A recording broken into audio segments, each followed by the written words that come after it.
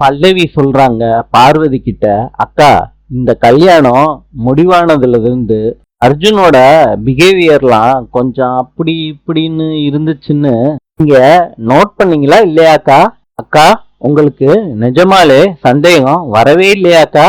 பல்லவி, அக்கா நான் சொன்னா நம்ப மாட்டீங்கன்னு எனக்கு சத்தியமா தெரியும். இதனாலதான் எவிடன்ஸோட வந்திருக்கேன். பாருங்கக்கா இந்த வீடியோவை.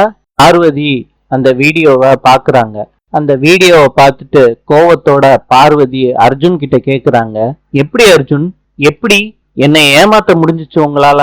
நடந்த தப்பெல்லாம் நான் தான் பண்ணினேன், நான் தான் காரணம், என்ன மன்னிச்சிருன்னு அந்த வீடியோல அழுதுருக்கே அர்ஜுன். அப்படி எந்த தப்பு தான் பண்ண? சொல்லு அர்ஜுன், சொல்லு. சொல்றியா இல்லையா அர்ஜுன்?